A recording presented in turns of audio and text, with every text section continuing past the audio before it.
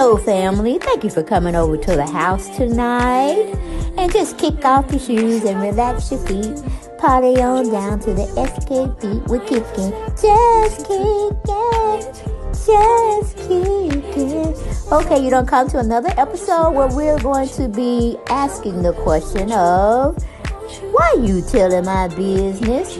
Don't be telling my business. Why not? Because a can and a can, a can, and a wheel. Now we're off to...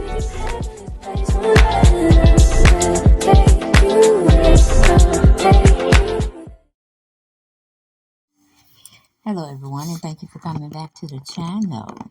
So we got something special for you today. Never done one like this, so we're going to see how it hits out to you all to have a conversation about, all right?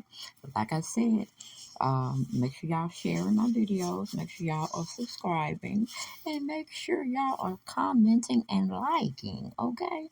That's what we do over here. We full force family. We all tied in together, okay? Because we like to have conversations over here. I mean, that's all we do have. Okay, we do some speculation, we do some accusations, but again, we're just commenting and having a convo over at the house. Okay, that's all we doing. All right, but I had to put up those content disclaimer things, you know, where you have to look at. But we got this beauty here. Never knew of her, never saw her in a day in my life. But you know how stories or different types of content creators are out there doing their thing. And yeah, I think her name is Corrine. Shoot, I might have to tell y'all about it as I go along who did this. But honey, baby, in the Hollywood scene, again, we don't know if it's true or not. We have someone who could be, in our minds, Whitney Houston's real mom. Now go take that to the bank. Take that to the bank, okay? I'm just saying. Her name, this beauty's name is Teresa Graves. Isn't she a beauty? Yes, she is. She's also within the entertainment business. And a rumored, just giving you a little rumor tease, what they do in Hollywood. You know what they do. They be messing around with each other and all this kind of stuff.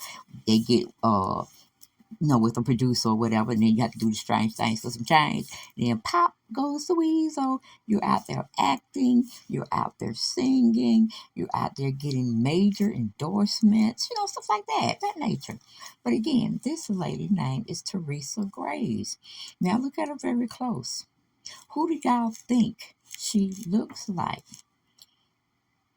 Okay, she had a child now. Possibly, we don't know for certain, but that's what's been dragging down those Hollywood streets. If you go and do research, you know what I'm saying? And y'all know I don't do no research over here because basically it's too much of hard work, and I already got a hard working job, okay? I don't want to do it. I let other people do the work. If I like it, then I would do my own spin and take on it, okay? But again, does this beauty remind y'all of anybody? Okay, she's an actress. She's a singer. She's very into her religion. Much so into her religion, I should say. She had a mother she was taking care of, but I think the mother died, and this lady died. And let me say, Miss Teresa Graves died in a house fire. So that was the end of her career as well as life. But I'm just giving y'all little bits and pieces here. We're going to make it all fit together, okay? We're going to make it all fit together. But let me tell y'all about this beauty, honey. And look at some of the poses she do. Look at her cheekbone. Look at her nose. Look at her eyes. Look at her eyebrows. Just look at her body structure from the head down to the feet, okay? That's what I want y'all to do. But anyway, this young lady's name was Teresa Graves, okay? She was born January 10th. So you know I like her already because I was born in January myself, okay? Through October of 2002. Okay, so that was her sunset. I mean, that was her sunrise, and that was her sunset. Meaning she was born, then she left this plane of existence. Okay, but she was an American actress and singer, best known for her starring role as undercover police detective Christy Love in the ABC crime drama television series Get Christy Love. Okay, that little career spanned it, or she was doing that sitcom show from 1974 to 1975. Grace was the second African American woman to star in her own. Get it, y'all? Y'all hear me clearly? For the people in the back, let me say it again. This woman was to star in her own 1 hour long television series and the rest for a drama and the first for a drama television series. Now you tell me this sister was bad. Hey, she was better than Angela Davis, okay? She was getting that coin. She was getting that coin, dollar backs, everything you want to say when it came to the money issue. Her finances was on point. Okay? Now as far as her career, Grace was born on, like I said, January 10th. She died, well, January 10th, 1948.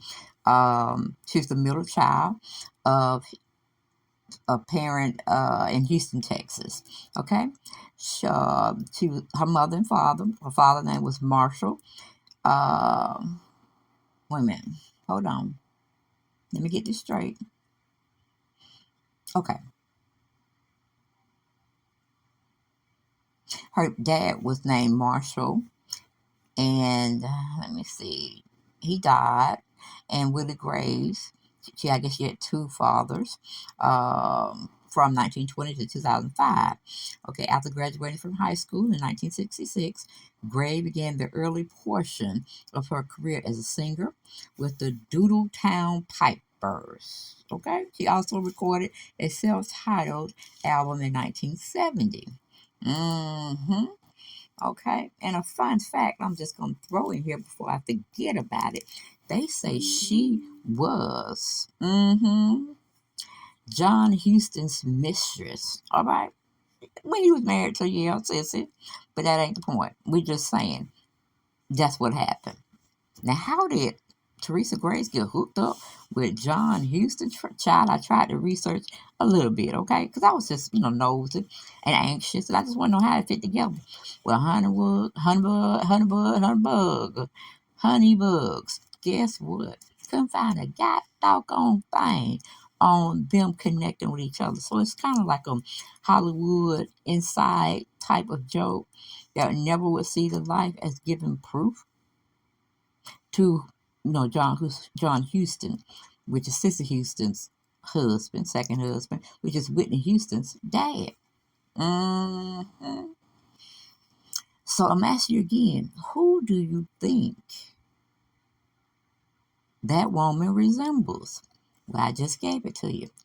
Look at the eye structure, meaning the eyes, the nose, or face structure, I should say. The eyes, nose, eyebrows, the mouth, cheekbones. Look at it now. Couldn't she be a dead ringer? Could be the daughter of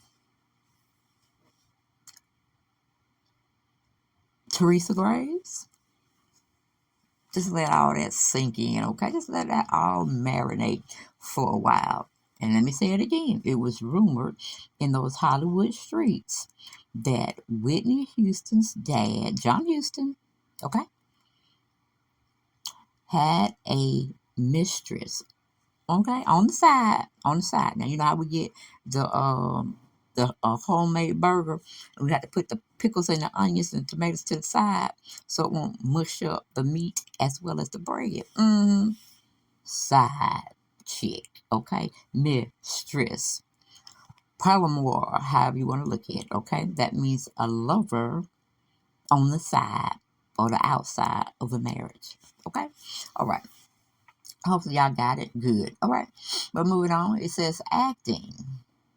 Acting was a part of Mrs. Gray's career, her life. She soon turned to acting and became a regular in the two variety shows of Our Place, that was in 1967, and the infamous single episode of Turn On, 1969. Grace toured with Bob Hope USO toured in Southeast Asia. Didn't know that, but okay. Grace later landed more acting roles, becoming a regular on Rowan and Martin's Laughed In during its third season.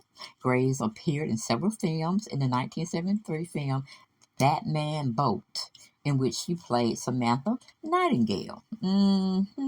Grace's character is shot to death when she is in bed during a love scene with Fred Williamson, who played the leading role of Jefferson Boat. Okay. All right, then. Gray's pivot role in the 1974 ABC crime drama television movie and later series Get Christy Love featured Charles Cafoe, something like that, and Jack Kelly as Lieutenants Reardon and Ryan, respectively, Love supervisors. At the time of the series' creation, Grace was noted as the second African American woman to star in her own hour-long television series after Diane Carroll's Julia. I know y'all remember that. But Diane Carroll was tearing up them Hollywood streets as well. All right. Um, which aired 6 years prior. An article in the November 1974 issue of Jet magazine described Grace as television's most delightful detective, the epitome of a tough lady cop with more feminine features than Venus. In 1983, Grace retired from show business to devote her time to her faith. Okay, all righty now. Personal life and death. On June 1977, Grace married William D. Reddick in Los Angeles, California. The marriage ended in December by 1983. Grace was baptized as a Jehovah's Witness in 1974 and almost immediately began using her celebrity status to bring international awareness to the persecution of witnesses in Mali under the leadership of Hastings Kamuzu Banda, one party rule. For the rest of her life, Grace resided at. Now, see, that's wrong. I don't know where they get trying to air out where somebody live by placing their whole address for everybody to consume, take part of, and stalk. You know what I'm saying? That's some bull. But like I said, ooh, excuse me, that was way back in the day. So I think they got it and collectively, no, don't put nobody out on Front Street like that. Okay, but anyway, they said she resided at 3437 West 78th Place in Hyde Park neighborhood in Los Angeles, California, where she cared for her mother. On October 10th, 2002, Grace's home caught fire due to a space heater.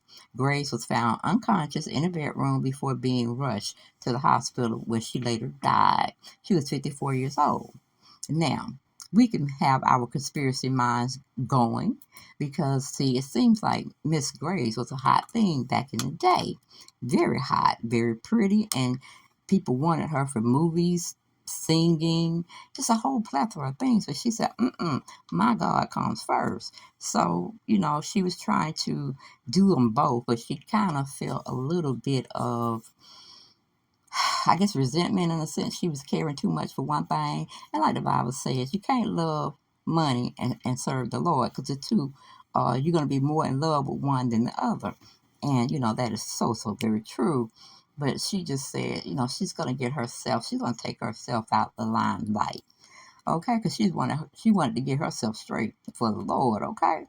But evidently, just being a conspiracy theorist now, um, somebody probably wanted her to stay and make some money. And she just like, it's going to be my way or the highway, and I'm taking the highway.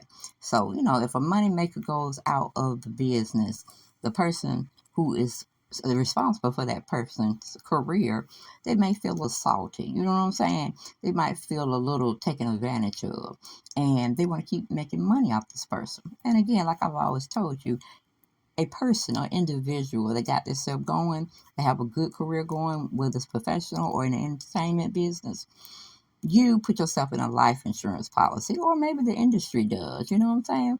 And technically, we're all worth, on paper, in this world, more dead than being alive. Okay, that's what I'm saying.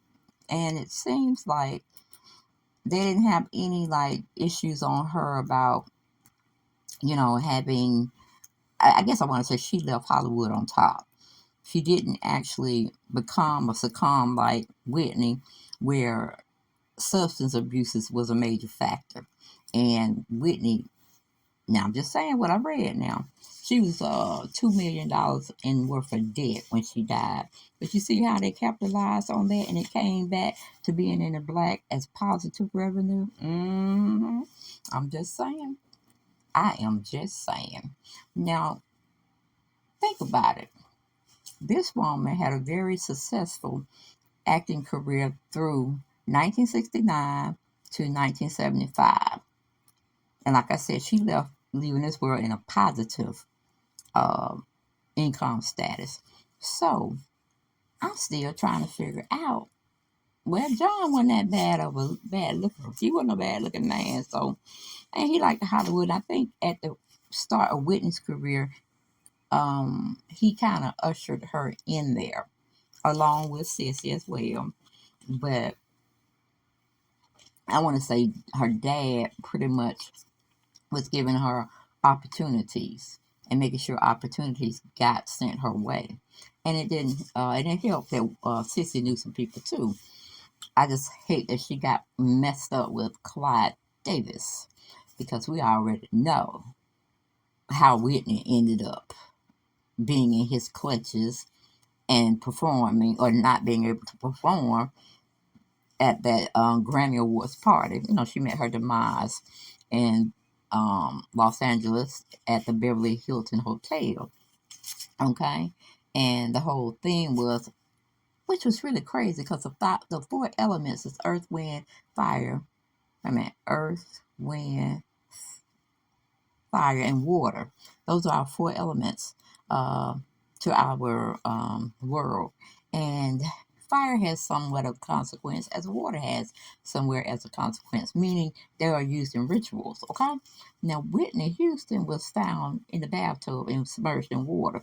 This young lady was found in the bed, unconscious, and she died of fire. Isn't that strange? Isn't that something of a ritual that could have been done? I'm not sure. Y'all let me know. But this headdress apparel. Now, she wore this, back in the day. I think she was in an acting type part when she was wearing this particular ensemble. Didn't Whitney Houston also get married in somewhat of a head or heirloom hair accessory piece? Well, I'm pretty sure I have it in this video. And y'all make y'all assumptions of what is what when it comes to that. Okay? But just to run back, uh see, there we go. But Whitney took off the veil soon, but it still had that headdress. Okay? So just be fascinated with all that information, okay? Because when I heard about this young lady, it blew me away. I was like, what? Why I never heard about this? Why I never heard about this actress? But I guess that's more so I wasn't looking back in the 60s of old, black, what do you call it? Black shows or black entertainers that would had series. Now I did hear when I was growing up about Get Christy. I did hear about the Dick Van Dyke show, but the others I didn't, really hear anything. And see, Whitney, look at that lady's frame. Mm-hmm. And I was shocked to see her acting with John Amos, because I always have in my mind John Amos will always be James Evans on Good Times. Yes, he will with his sexy self. Hmm. But in the year of 1969 through 1970, she was a regular performer, meaning Teresa Grace, on Turn On, Rowan and Martin Laughs, and uh, she was a wife in a series called The Funny Side in 1971. 1972, she had a television movie called Keeping Up with the Joneses in 1972 through 1973.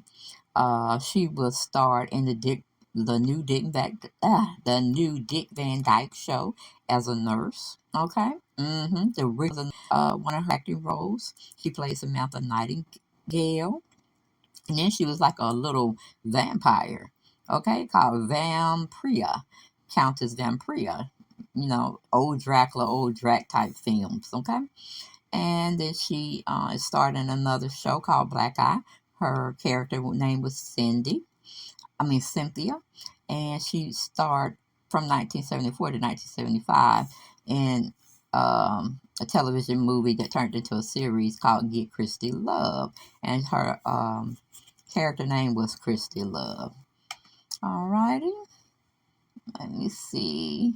She had awards and nominations. She won she was nominated for Best Actress in a Drama, meaning Get Christy Love, in 1975. She didn't win, but nominations are good as well. That shows you somebody is looking at your um, acting career and they're looking at your projects that you're a part of. Then in 1977, an award by the name of T.P. De Ora. She won it. It was Best Foreign Actress. In Get Christy Love, I guess they did a, what do you call it, a Spanish version. And she won for that particular sitcom show.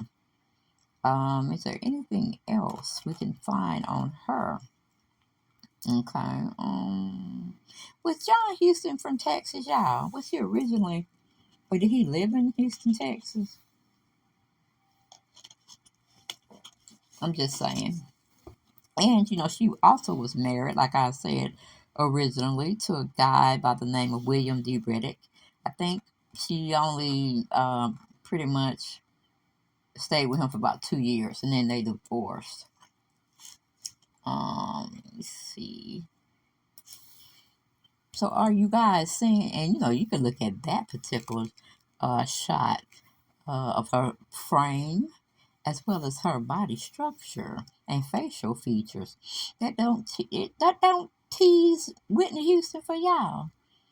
That show gave me reason to pause. It gave me reason to pause and say, I want to do a video about this. Because I was like, wow, she really does look like Whitney Houston. And she could definitely be her daughter. Because there were a lot of affairs, like they are now, going around in Hollywood, that y'all know it as Hollywood. A lot of things, a lot of things. You have to do a lot of things for some change, for some opportunities. That's all I'm saying.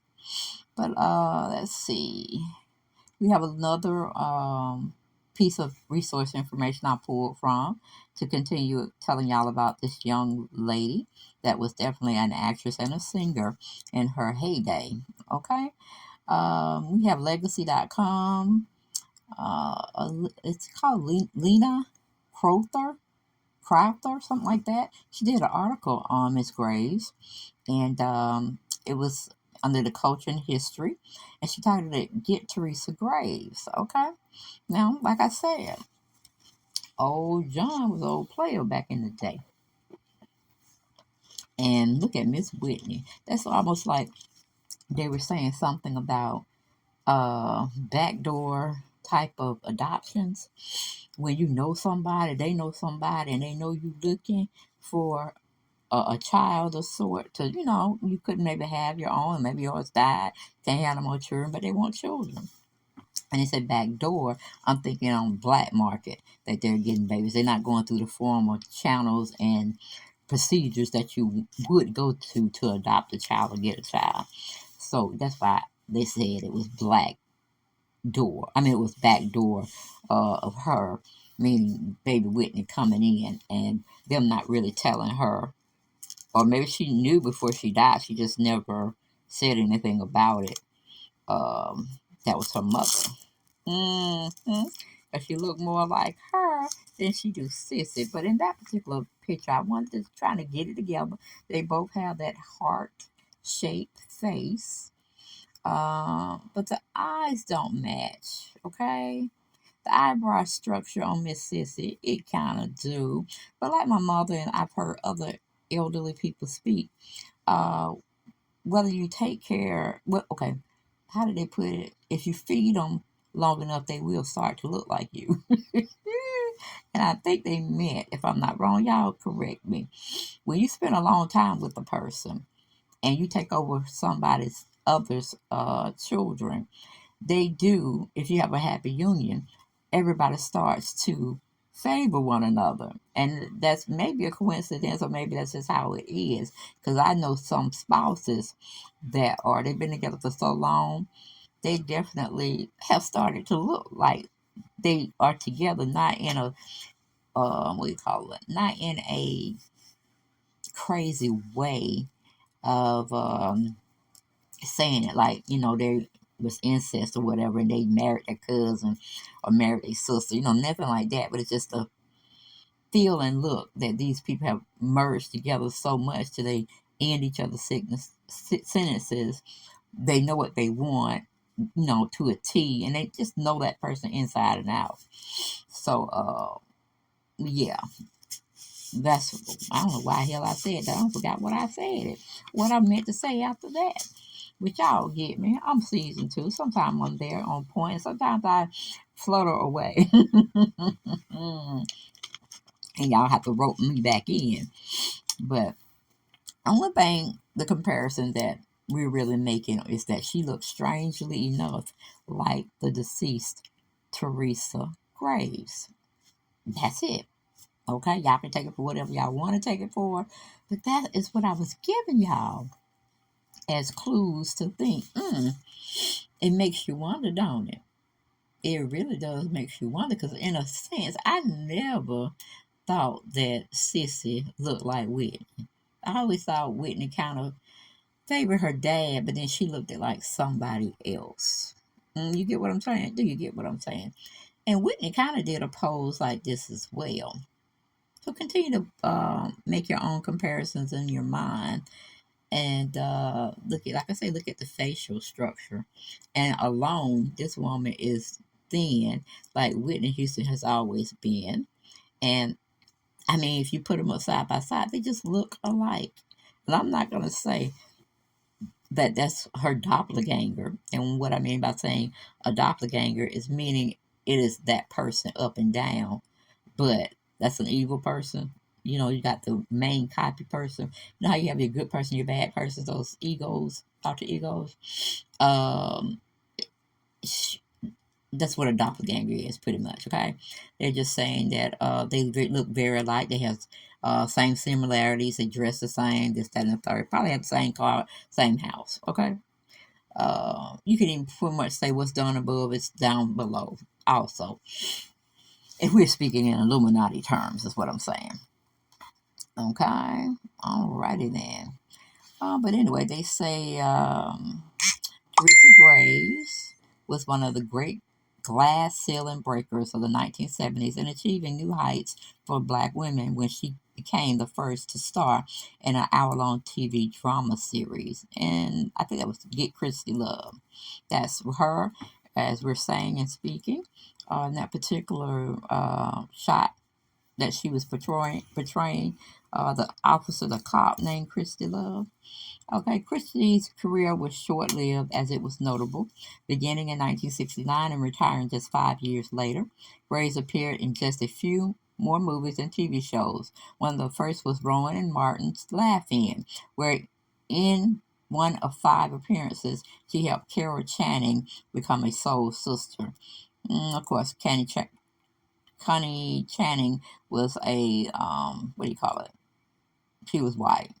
Okay. Then we had her Laugh-In and other TV spots led to movie fame, or maybe notoriety is the better word for it, considering the B-movie classic Graves starred in. One of the most notable was Van Priya, renamed Oldra, capitalized on the success of Young Frankenstein.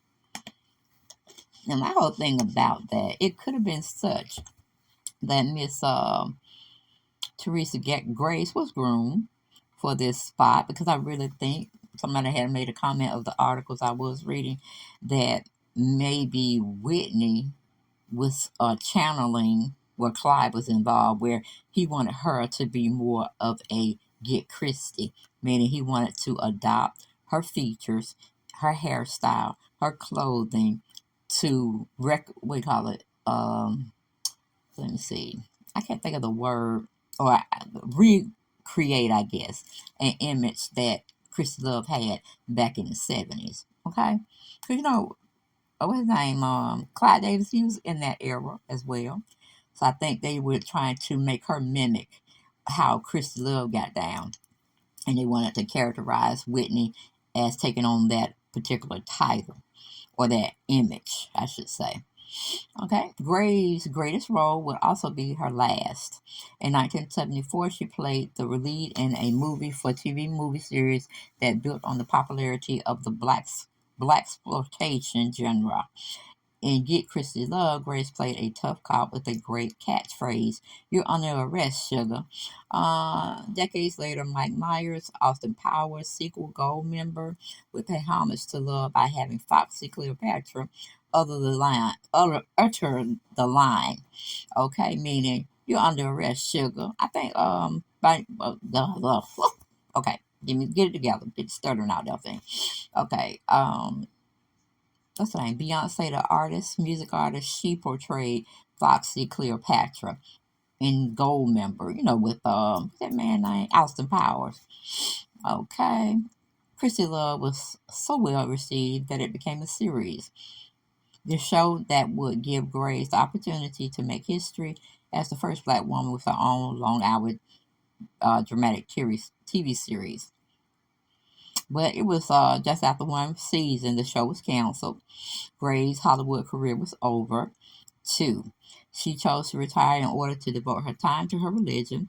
Grace was a devout Jehovah's Witness. And that particular religion, you can't do a whole hell of a lot of anything. They have their sticklers. You got to be. To me, it seemed like a cult. Because why can't you marry somebody out of your race? Why do they have to be, a part of your race? You see what I'm saying?